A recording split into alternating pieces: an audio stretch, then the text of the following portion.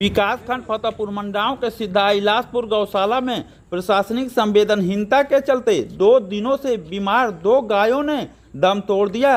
मरने के उपरांत भी पशु चिकित्सक जांच करने नहीं पहुंचा।